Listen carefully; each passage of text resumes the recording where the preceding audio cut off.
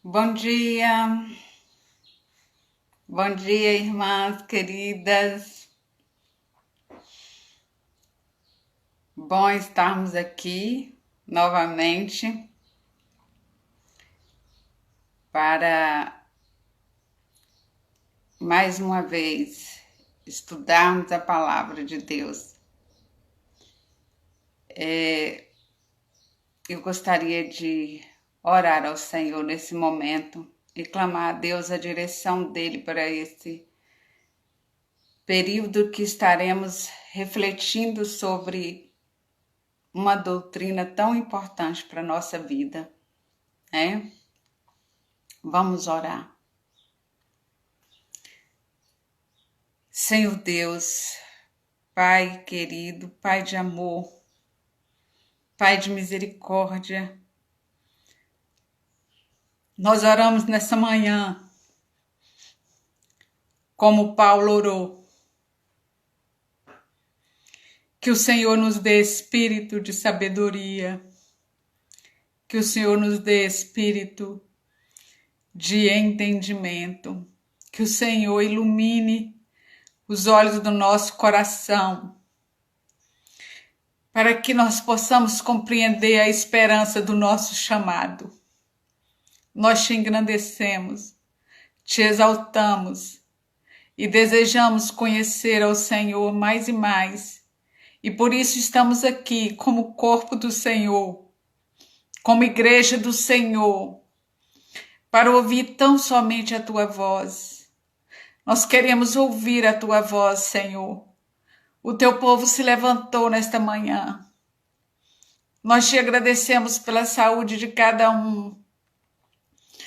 Te louvamos porque aqui mais uma vez estamos reunidos, porque estamos aproveitando esta oportunidade para separar esse tempo para compreender as tuas gloriosas verdades. Por isso clamamos, fala ao nosso coração, em nome do teu Filho Jesus. Amém e amém. Amém, irmãos?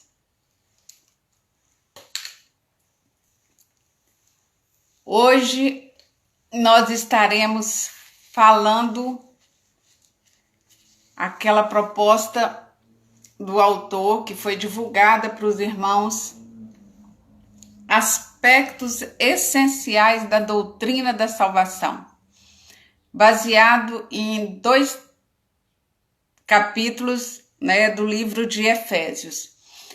A carta aos Efésios, irmãos, ela é assim, direcionada bem semelhante ao que a gente viu em Gálatas, no sentido de que nós aprendemos lá em Gálatas que a carta não foi direcionada a uma pessoa, a uma igreja, como Paulo costumava fazer. A carta aos Gálatas foi direcionada aos da Galácia, daquela região. E a carta aos Efésios também, ela não foi específica apenas para a igreja em Éfeso. E por que a gente chega a essa conclusão?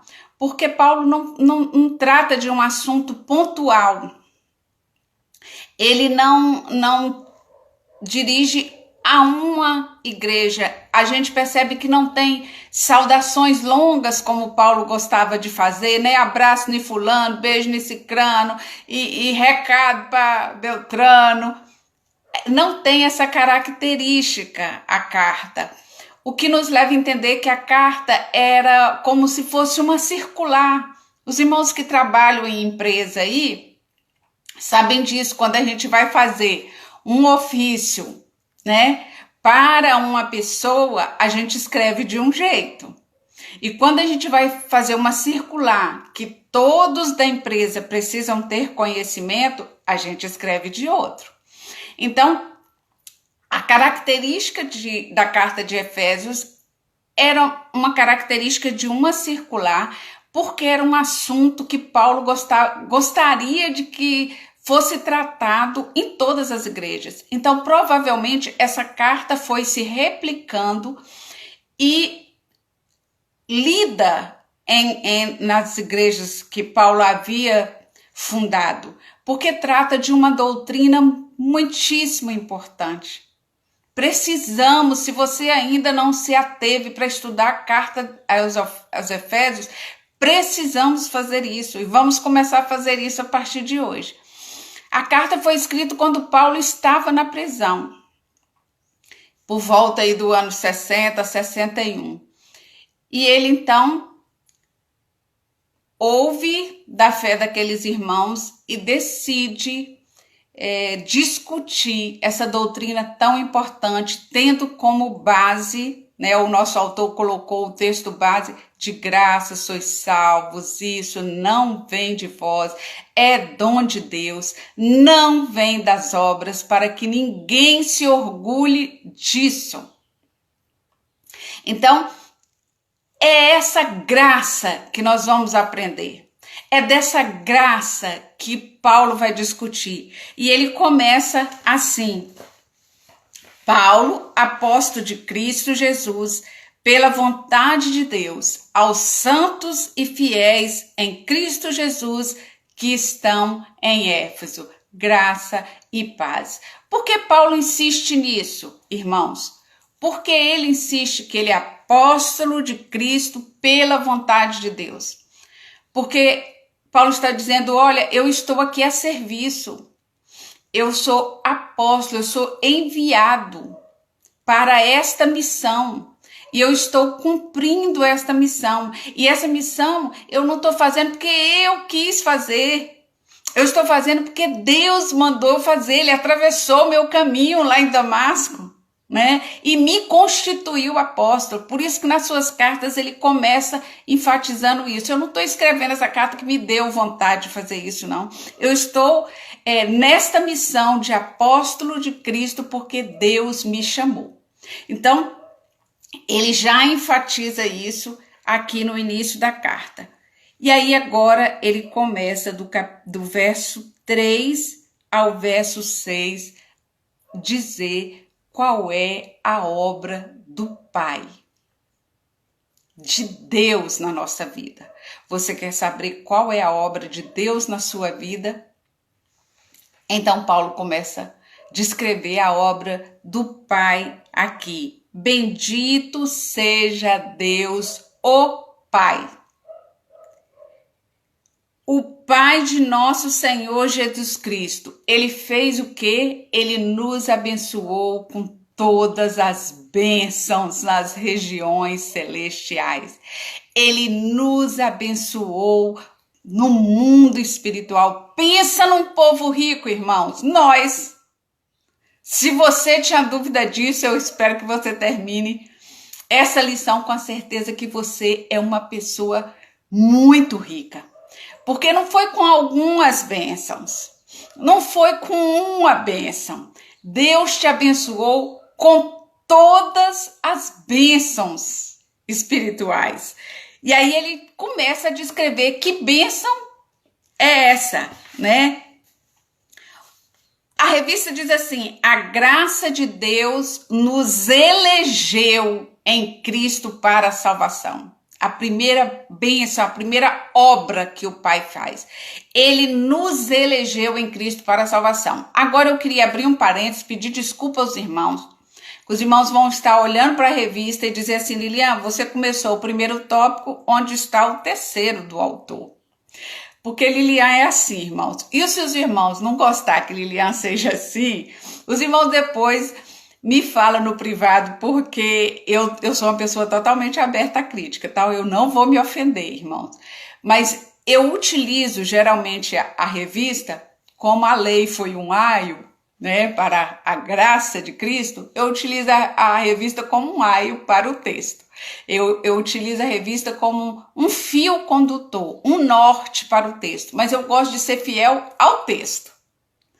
Então, os irmãos às vezes não me vê muito presa à revista por causa disso. Eu gosto de ser fiel ao texto, mas eu pego o direcionamento que o autor nos deu. Então, o texto já começa dizendo a primeira bênção. E o autor destaca aqui que a graça de Deus nos fez isso. Ele nos elegeu. E o autor diz: ser soberano não significa ser arbitrário. Livre-arbítrio foi dado para fazermos escolhas. Graça é dom gratuito, não é imposto. Deus não obriga você a decidir por ele, irmãos. A fé é a mão que recebe a graça. Então, Deus te elegeu para quê, irmãos? O texto diz: Ele nos elegeu para sermos santos e irrepreensíveis. Os irmãos entendem? Ele não nos elegeu porque nós éramos bonzinhos, porque a gente fazia tudo direitinho, eu vou escolher ela. Não, irmãos. Ele nos elegeu para sermos. Ele nos elegeu do jeito que a gente estava, para sermos santos e irrepreensíveis. E aí ele nos revela outra bênção no verso 5. Além de nos eleger, ele nos predestinou. Então, eu sei que existe, os irmãos sabem disso, né? Muita discussão sobre essa eleição e essa predestinação. Eu não quero entrar nessa discussão, eu só vou dizer para os irmãos aquilo que Deus segredou no meu coração, aquilo que eu compreendo como eleição e predestinação.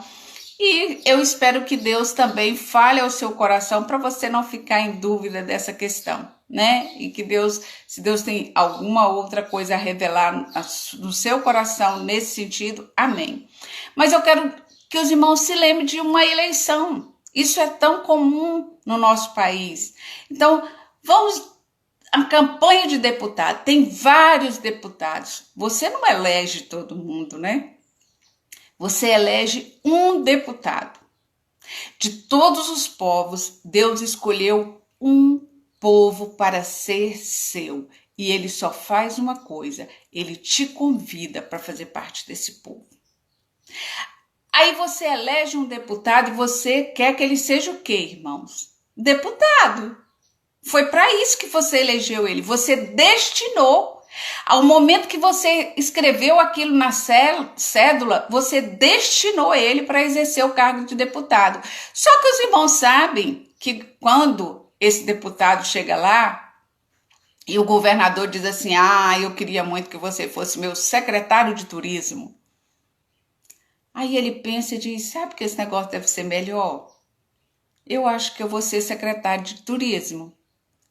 Aí ele desiste do cargo de deputado, aceita o convite do governador para ser secretário de turismo, e aí outra pessoa, o suplente, assume o lugar dele. Você fica aborrecida, não é? Tem gente que fica muito aborrecida. Poxa vida, eu elegi ele, eu predestinei ele para ser deputado, não para ser secretário de turismo. Quem vai ocupar a vaga dele agora é uma pessoa que eu não destinei para esse fim. Então, irmãos, os irmãos entendem?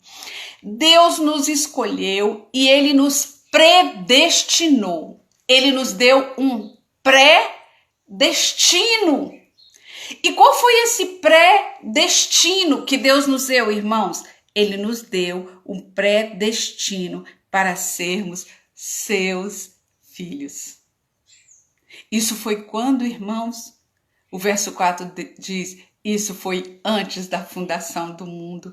Então, por isso que o nosso texto base é: de graça sois salvos. Isso não vem de vós, não vem das suas obras, porque antes da fundação do mundo você não tinha feito nada, irmãos. Mas antes da fundação do mundo, Deus já te deu um pré-destino. Eu quero que ele seja meu filho. É isso que está aqui no verso 5. E tudo isso Deus te elegeu. Ele te predestinou. Ele te adotou. Para quê, irmãos? Verso 6, para o louvor da sua glória.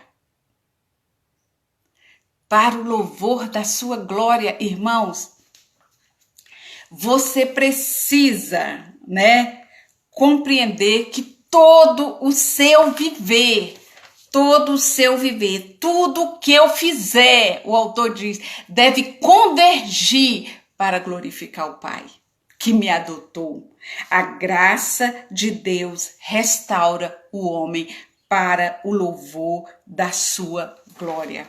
O autor diz, nós fomos regenerados.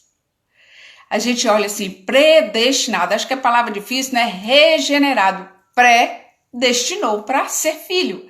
Ele regenerou. Ele fez o quê? Ele gerou você novamente. Você nasceu de novo. Agora você é filho dele.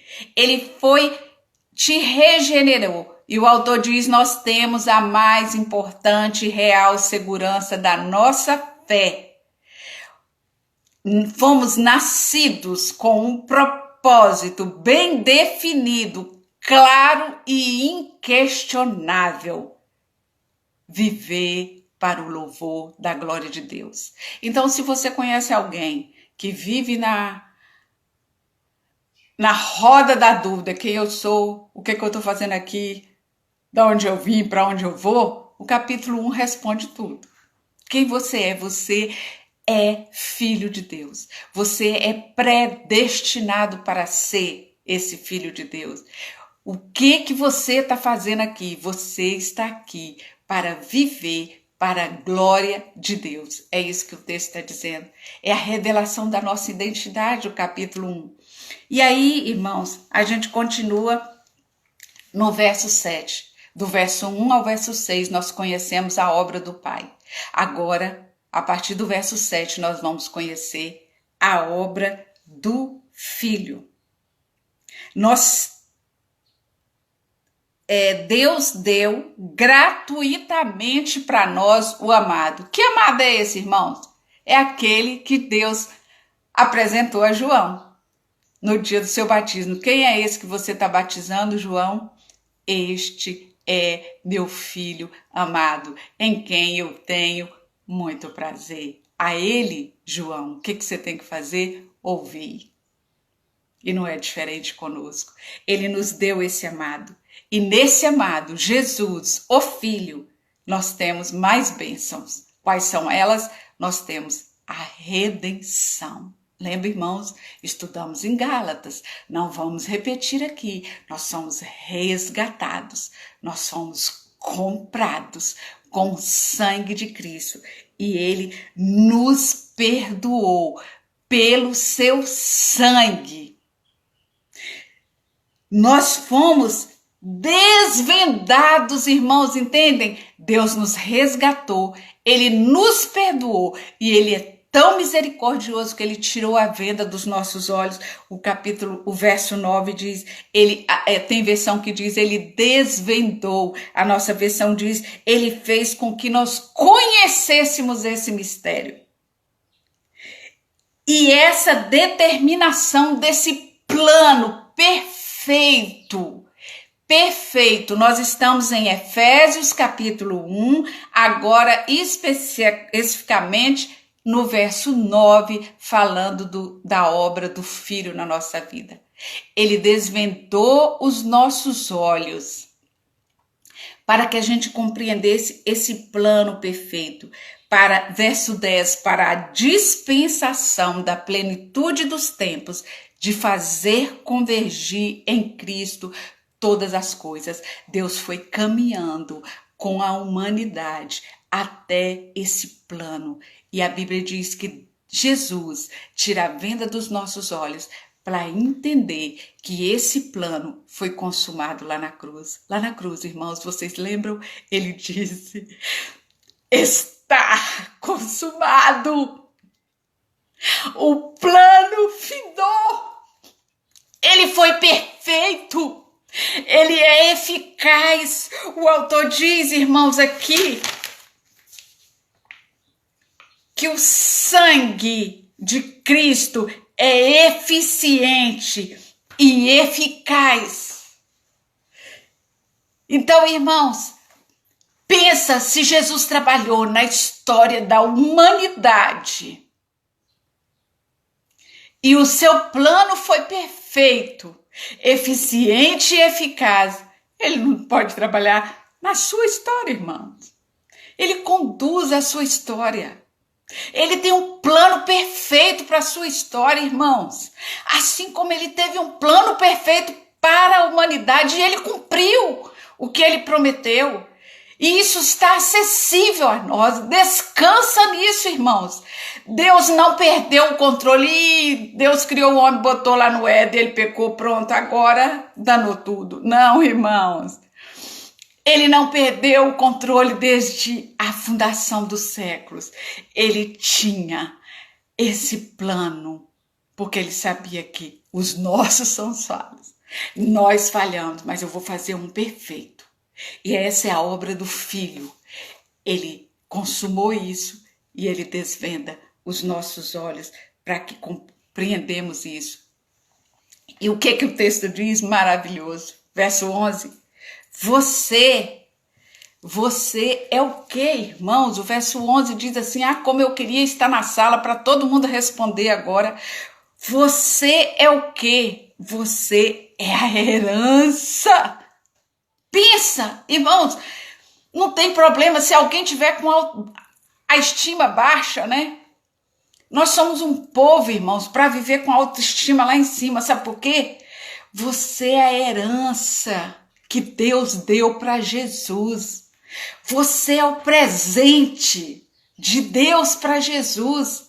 A Bíblia diz lá, quando Isaías, no capítulo 53, descreve o sofrimento de Jesus, ele carregando sobre os seus ombros a nossa culpa, as nossas enfermidades, a nossa dor, o nosso pecado. Ele diz, quando terminasse todo esse sofrimento, ele viria o trabalho das suas mãos e ficaria satisfeito. Por quê? Porque agora nós seríamos dele. João disse, na oração em que Jesus faz, Senhor, eles eram teus, não é? Mas tu me destes. Agora, Senhor, eu estou voltando para o Senhor, mas cuida deles. Nós somos de Jesus, irmãos. Cantamos aquele hino, né? Eu sou de Jesus, aleluia! De Cristo Jesus, meu Senhor, você é a herança dele. Fique muito feliz com isso, irmão. Se valorize. Ninguém precisa dizer para você que você tem valor, porque Jesus já está dizendo isso. E aí, irmãos, o Pai não é diferente do Filho. Se Deus fez a sua obra em nós, para o louvor da sua glória, o verso 11 diz o quê? Jesus fez tudo isso para quê? Para o louvor, verso 12, para o louvor da sua glória, a fim de sermos o louvor da sua glória. É para isso que você está aqui, para glorificar o Pai, para glorificar o Filho. Agora, irmãos, a partir do verso 13, nós vamos ver a obra do Espírito. E aí, Paulo diz aqui, o Pai te elegeu, ele predestinou, ele te deu um destino. Eu quero que você seja o meu filho. Mas Deus era santo, irrepreensíveis, e nós éramos perdidos. Nós éramos maus. E aí Deus então diz, eu vou crucificar o meu filho e esse sangue vai te resgatar. Ele vai te perdoar. Ele vai desvendar os seus olhos. E aí o verso 13 disse, e tendo nós ouvido isso, nós cremos pela fé, que é o dom que Deus nos deu. E aí, o que Deus fez com a gente, irmãos? Deus nos selou. Agora você é meu. Irmãos, quando você chega no supermercado e você quer um produto autêntico, verdadeiro, você vai ver se tem o selo de qualidade, não é? E aquele selo está de forma que você não viole aquele pacote, aquele objeto. E o selo no tempo de Paulo tinha um valor muito maior do que o nosso hoje. Mas mesmo esse nosso valor, mesmo esse entendimento pequeno que a gente tem de selo, a gente sabe que não pode violar um selo. Então, Deus disse, olha, eu fiz a obra, a minha obra, eu dei o meu filho para fazer a obra. Você ouviu, você creu, agora você é meu. Que Paulo diz, irmãos? Não, se não me engano não é Paulo, né, irmãos? Perdão, é João que diz isso. 1 João que diz isso. Se você é de Deus, se você nasceu de Deus, o que Deus faz com você, irmãos? O que Paulo está falando aqui. Deus te guarda e o maligno não te toca. Isso é garantia do selo do Espírito Santo na nossa vida. O diabo tem poder, irmãos? Tem, mas sobre nós ele não tem. Ele tem sobre o mundo perdido, cego ainda. Mas quando o Espírito Santo nos sela, nós tornamos invioláveis, irmãos. Nós somos de Deus. A nossa vida, diz Paulo, ela está escondida em Cristo Jesus, o Senhor, e o maligno não te toca. Tenha certeza absoluta disso. Se você tem alguma dúvida disso, irmãos, é porque você não deixou o Espírito Santo te selar. E você diz assim, Lilian, isso é possível? Eu vou dizer que eu creio que é. Sabe por quê, irmãos? A gente ouve, a gente crê, mas o que a gente faz? Que Paulo fala também, a gente entristece o espírito, não é? A gente apaga o espírito, a gente causa ciúmes no espírito, e aí o espírito fica aí espremidinho dentro de você. Ele não tem ação, ele não consegue produzir fruto, ele não consegue produzir aquilo que a irmã Silane ensinou domingo passado, ele não produz amor, ele não produz paz, ele não produz alegria, ele não produz paciência, ele não produz domínio próprio. Aí você é o quê? Um crente, ouviu, creu, carnal. Pensa que coisa triste, irmão. Não queira ser um crente carnal, irmão. Quem é o crente carnal, irmão? Aquele que crê, mas não deixa o Espírito Santo atuar. E você conhece. Você conhece. Você não precisa, não é julgamento, irmão. Você conhece quando o irmão está inundado. Quando o Espírito Santo tem liberdade na vida dele. Ele cai, cai. Ele erra. Quando ele é divertido, irmão. Quando tira a venda dele. Quando você, ou a liderança da igreja, ou o próprio Espírito que faz isso primeiro que todo mundo, convence do seu erro, ele diz, perdão, Senhor, eu preciso do seu sangue. Ele está cheio do Espírito. Mas quando ele é carnal, ele diz, quem é você para me repreender? Já olhou para a sua vida? Você manda em mim? Não é, irmãos? Então tem o crente carnal. Então que sejamos cheios do Espírito de Deus. Ele é a garantia, irmãos. Ele é a garantia que esse casamento vai ser consumado lá no céu. Você é a noiva de Cristo e ele te deu o selo. Eu estou fazendo um compromisso com você. Nós vamos cear as bodas com o Cordeiro. E quem garante isso na nossa vida é o selo do Espírito Santo. É a ação do Espírito Santo me transformando num novo ser, numa nova pessoa, numa nova criatura. As coisas velhas já passaram. Tudo se fez novo. Ele é a garantia da nossa redenção. Para quê, irmãos? Olha que coisa gloriosa. De novo, para o louvor da sua glória. A obra do Pai é para o louvor da sua glória. A obra do Filho é para o louvor da sua glória. A obra do Espírito é para o louvor da sua glória, irmãos. Aí, Paulo diz agora, verso 15, estamos no verso 15. Agora, tendo eu ouvido falar da fé e do amor que está entre vocês e para com vocês, eu faço uma coisa, eu não cesso de orar. Irmãos, qual é a nossa característica? Se nós somos selados pelo Espírito, tem fé e tem amor. Crente carnal não tem isso não, irmão. Se somos cristãos, irmãos, nós precisamos ter fé e amor. E Paulo diz, diante disso eu faço uma coisa. Diante disso, eu oro uma vez por semana, irmãos, por vocês. É isso, irmãos, que Paulo diz? Ou uma vez no mês eu coloco essa igreja diante de Deus? Não.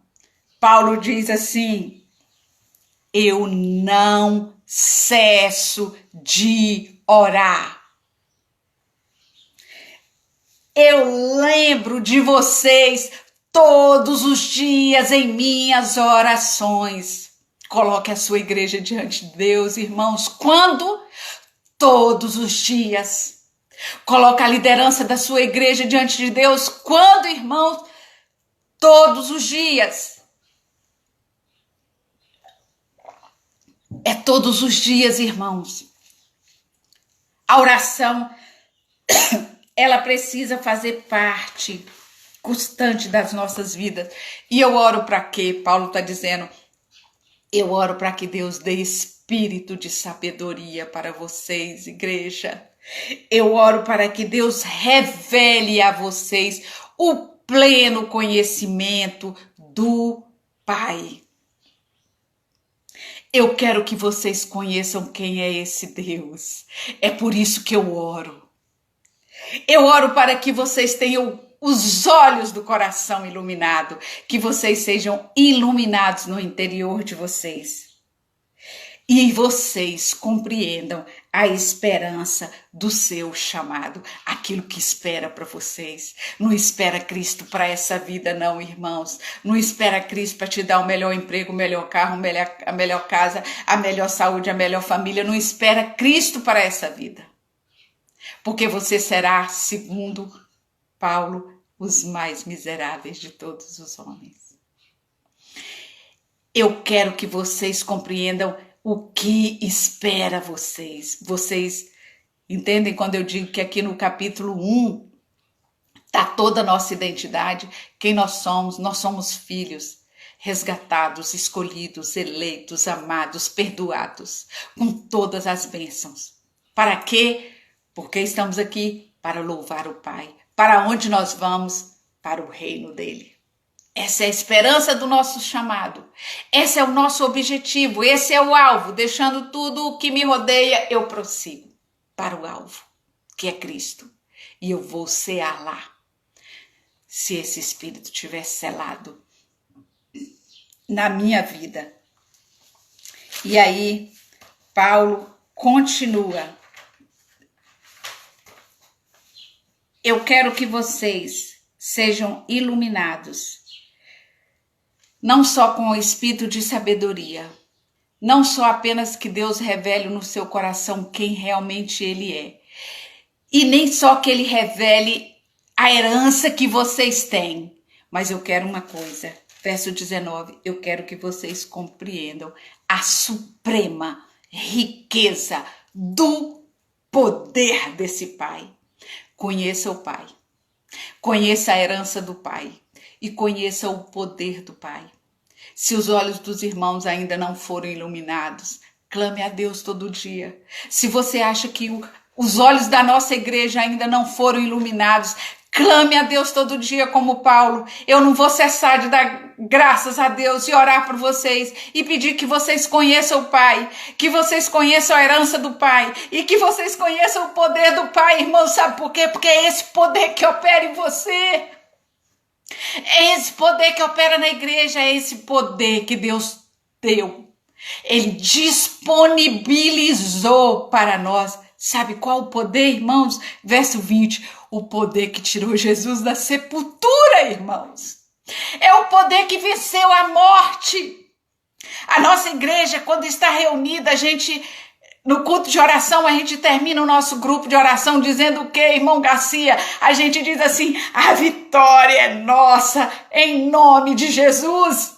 Não é isso que nós dizemos?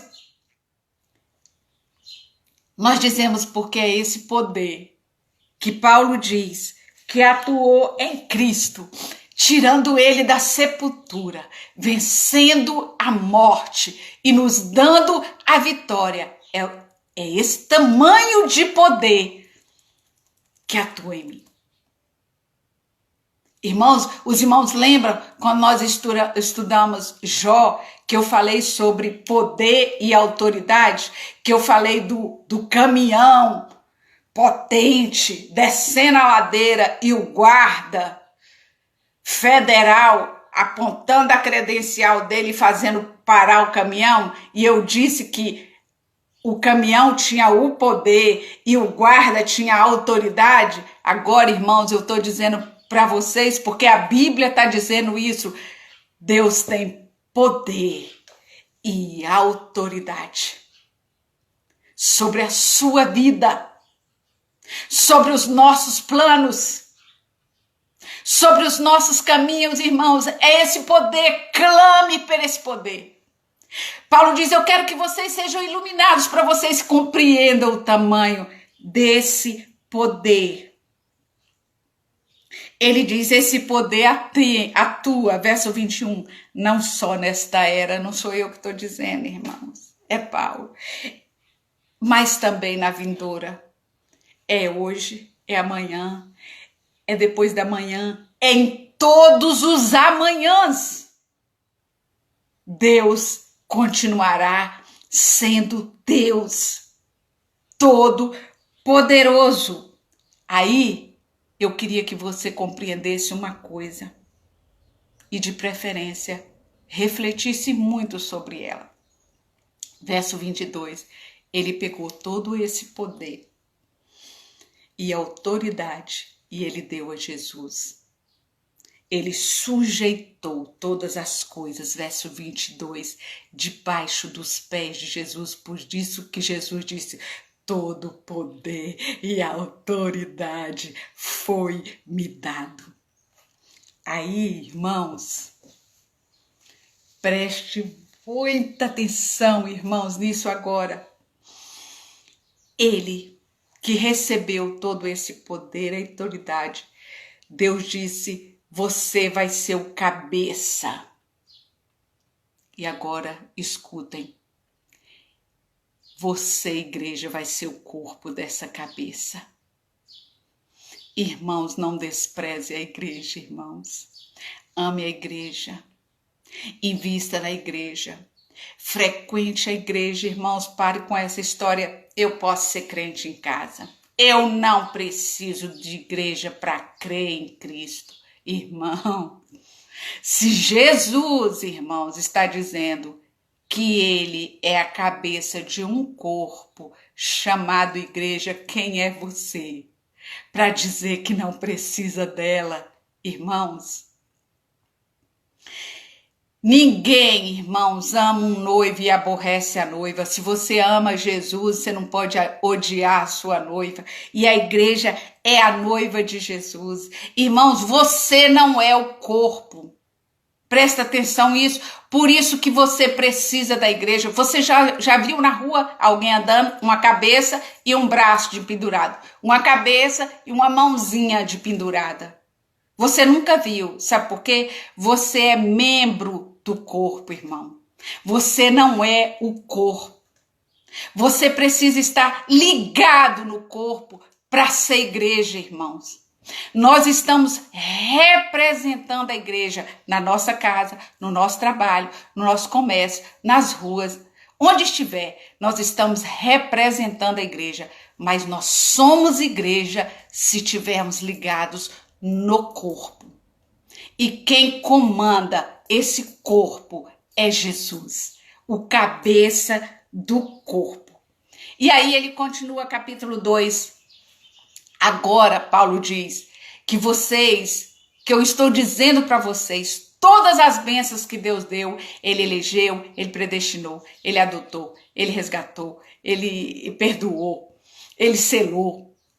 Tudo isso, eu quero dizer para vocês como que ele fez isso. Porque, sabe por quê, irmãos? Os Efésios estavam pensando assim, mas como é que ele fez isso, meu pai? Quem éramos nós? Você também deve estar pensando, né? Eu aqui estou pensando, quem sou eu, Senhor, para o Senhor fazer isso? Sabe por quê, irmãos? Vai ler, irmãos, Atos 19 e 20 para vocês descobrirem quem eram os Efésios. Era uma cidade de 250 mil habitantes aproximadamente, era uma grande cidade, para aquela época era uma metrópole. Lá tinha o grande templo, lá tinha a biblioteca, o templo foi considerado uma das 7 maravilhas do mundo. Lá tinha idolatria, feitiçaria, prostituição, avareza. Tudo isso, irmãos, a gente sabe disso, porque Paulo chegou e começou a pregar naquela cidade, não é? O comércio da cidade girava em cima de tudo isso, da feitiçaria e da idolatria. E aí Paulo começou a pregar. A Bíblia diz que Paulo desenvolveu o ministério na cidade de Éfeso por 2 anos e meio aproximadamente. Paulo começou a pregar e o Espírito desvendou os olhos do povo. E o povo começou a se converter, irmãos.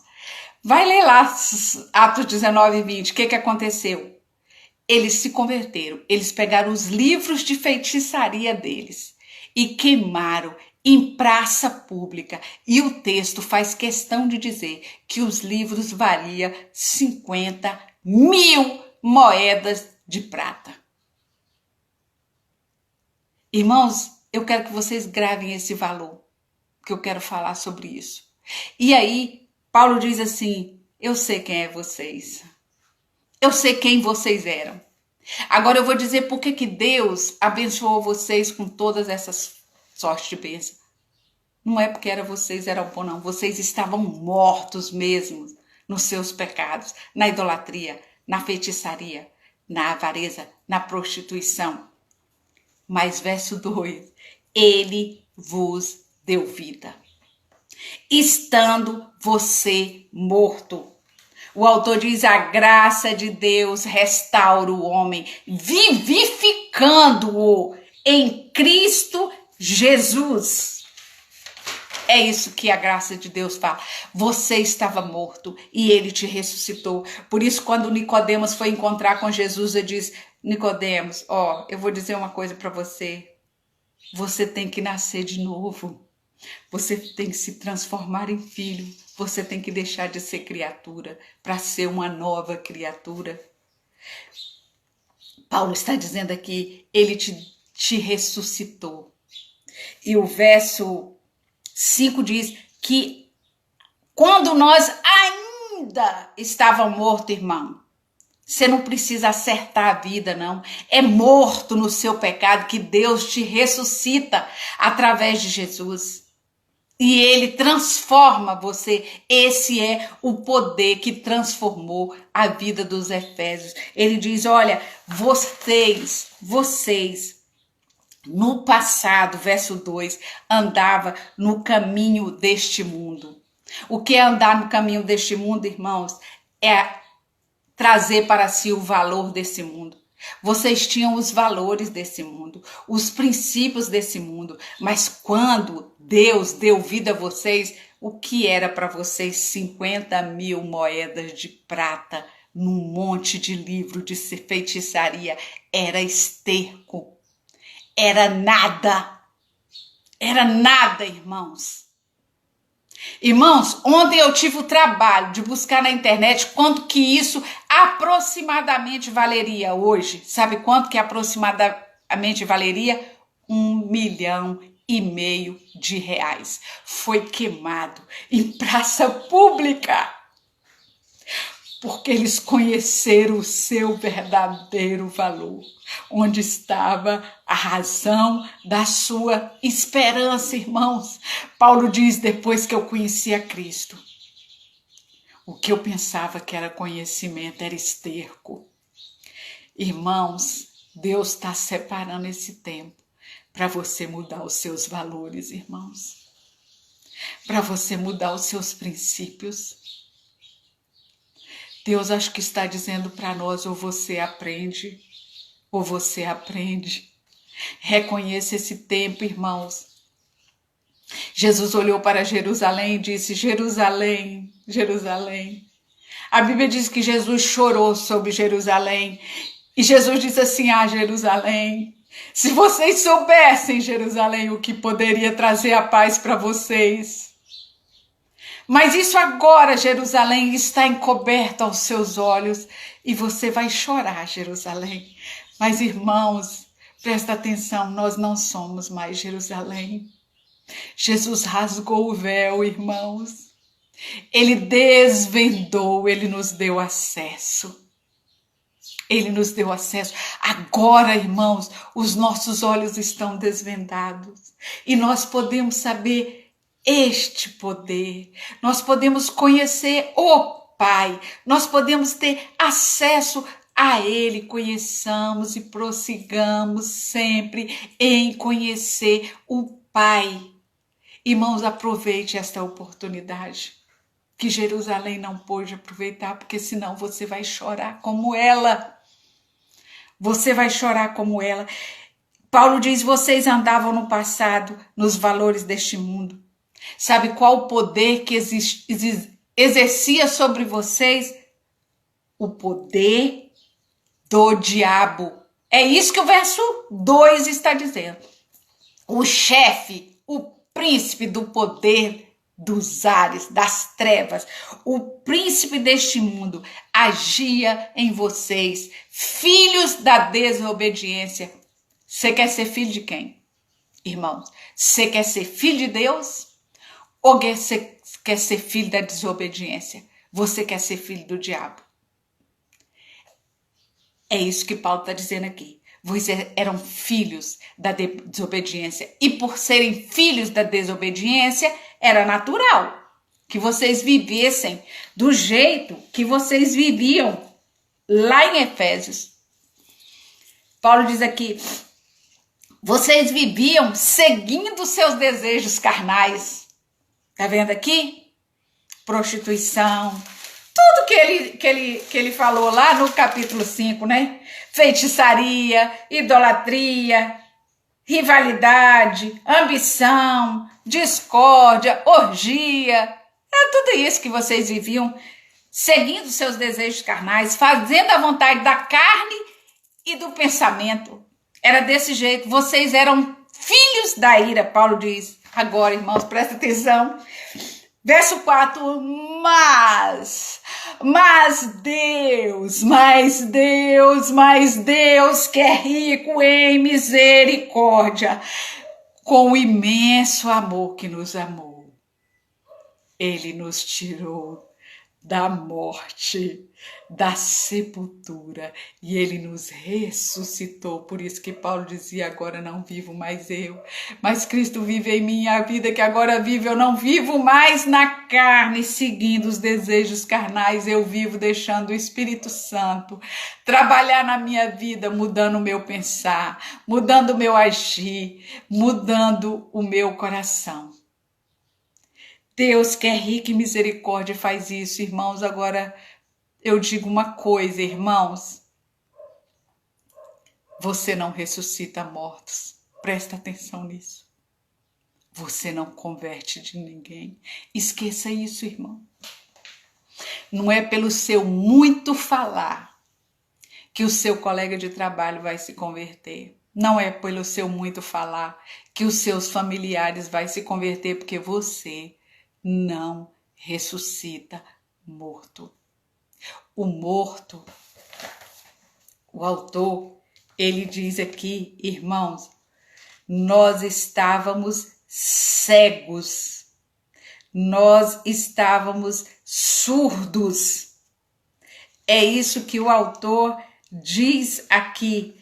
As pessoas que estão fora de Cristo estão cegas e surdas à voz do Espírito. Irmãos, quando você vai num velório e você está do lado do seu familiar e ele está no caixão, você vai chorar. Ele vai ter alguma reação, irmão? Não. Você vai falar, ele vai te escutar, irmão? Não. Você vai fazer um monte de elogios para ele, ele vai entender, irmãos? Não, porque ele está morto. Irmãos, então, fale menos e não cesse, faz igual Paulo, e não pare de orar, e não pare de clamar, para que os olhos sejam iluminados, para que os olhos das pessoas sejam desvendadas. É essa a sua função, porque quem vai ressuscitar o morto é Jesus, através do convencimento do Espírito Santo, não do seu. Ele vai iluminar o olho do coração, ele vai dar espírito de sabedoria e revelação. O homem natural não entende as coisas do Espírito, não queira que ele entende, ele não vai entender nunca. Ele só vai entender quando o espírito de sabedoria repousar sobre ele, o espírito de revelação. O coração foi iluminado e a venda saiu do olho. Então, não cesse de pedir por isso. Peça todos os dias por isso. E ele diz, Deus que é rico em misericórdia. O socorro vem sempre do alto. Estava tudo perdido, irmãos. Paulo diz, vocês estavam seguindo os valores deste mundo. Vocês estavam seguindo os desejos carnais. Vocês estavam sendo filhos da desobediência e da ira. Vocês estavam condenados. João diz, quem não crê no Filho já está condenado. E Paulo está dizendo, vocês estavam condenados, mas o socorro veio do alto, com um plano perfeito. A doutrina da salvação. Você foi eleito, predestinado para ela. Deus deseja que todos os homens sejam salvos. A sua misericórdia. Os irmãos lembram de Esté? Visualize Esté agora, irmãos. Quem não conhece a história de Esté, vai buscar lá a história de Esté. Estavam num momento difícil. Ela precisava fazer uma intercessão ao rei, não era? E só podia entrar na presença do rei se tivesse autorização prévia. E ela não podia esperar. E ela disse para os seus compatriotas, eu vou entrar. Se eu morrer, morrerei. E a Bíblia diz, quando Esté chega no pátio, vai buscar esse texto lá depois. Quando Esté chega no pátio, o que o rei tem? Deus tem, o rei tem misericórdia de Esté. E levanta o cetro para ela e diz, pode entrar na minha presença, você não será morta. Porque quem entrasse sem autorização morreria. É isso que Jesus fez por nós, irmãos. Calcule essa obra. Deus nos predestinou para ser filho. Agora, como que eu, pecadora, miserável, pobre, cega e nu, que eu não tenho nada, que tudo é de Deus, poderia chegar à presença dele? Como? Eu ia morrer, porque Deus é santo. Por isso que ele nos resgatou para ser santo e irrepreensível, não porque nós éramos. Agora, como que eu não morreria na presença de Deus? Jesus estende o cetro. Ele é o nosso cetro, irmãos. Ele estende o seu sangue e diz, pode entrar. Pode entrar. Entra nos santos dos santos e conheça o Pai. O poder do Pai. A glória do Pai. E ele diz assim, ele nos ressuscitou, verso 6, juntamente com Cristo nas regiões celestiais. Não foi pelas obras, mas foi para elas. Verso 10, ele criou você para boas obras. Ele criou você para a sua glória, para produzir amor, alegria, paz, paciência, fidelidade, longanimidade, domínio próprio, amabilidade. Você está produzindo isso, irmãos? Foi para isso que ele te criou. Ele te criou para as boas obras. Você não é salvo por elas, mas quando você é salvo, você está destinado a exercê-la. É fé e amor, é ser servo de Cristo que inunda todas estas coisas.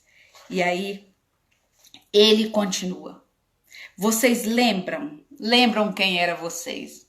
Vocês eram um povo não escolhido. Vocês eram gentios, lembram? Existiam a separação, judeu, gentil não entrava nem no templo. Você agora entra na presença de Deus pelo sangue de Cristo. Agora, o gentil nem no templo podia entrar. Tinha a parede que separava gentil de judeu. Aí Paulo diz, vocês eram essas pessoas. Além de ser filho da ira, da desobediência, de viver seguindo os desejos da carne, vocês eram incircuncisos. Verso 12, naquele tempo vocês estavam sem Cristo, separados da comunidade de Israel, sem esperança e sem Deus no mundo. Perdido.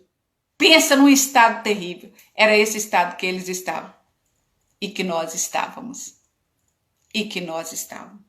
Agora vem outro mais agora. Verso 13, mais agora. Cristo Jesus, que antes estáveis longe, trouxe vocês para perto pelo o seu sangue. É isso que ele fez. O autor diz aqui, a graça de Deus se tornou eficaz nessa doutrina de salvação, nessa redenção pelo sangue de Cristo. Tudo estava perdido, mas Cristo teve misericórdia de nós e nos trouxe para perto. Ele é a nossa paz, ele nos fez um só, não existe mais separação, irmãos. Nós aprendemos lá em Gálatas, não tem judeu, não tem gentio, não tem grego, não tem homem, não tem mulher, não tem pobre, não tem rico, não tem escravo, não tem livre, todos somos um.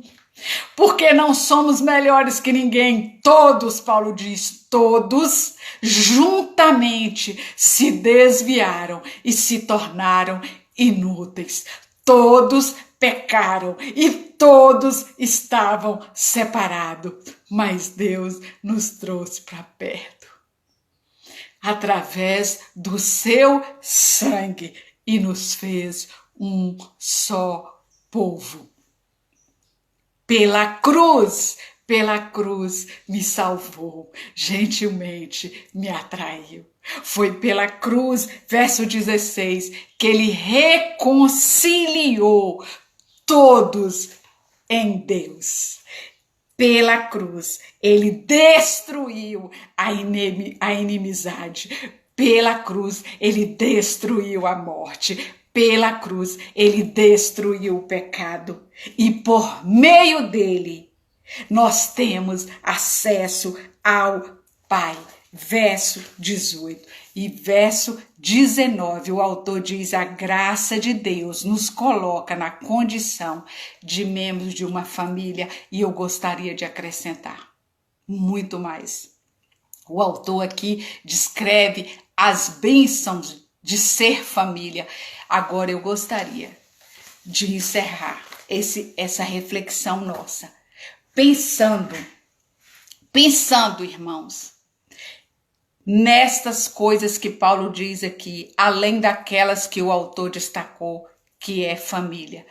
Paulo diz, olha, Deus, ele te elegeu, ele te predestinou, ele te adotou, ele te resgatou, ele te perdoou, ele te selou. Ele fez isso tão somente por ele, para resgatá-lo, para tomá-lo para si.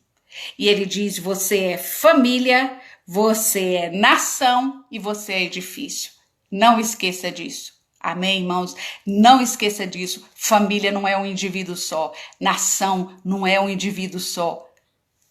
Edifício não é um tijolo só. Você está no corpo, seja igreja, seja de Jesus, seja de Deus. Amém, irmãos?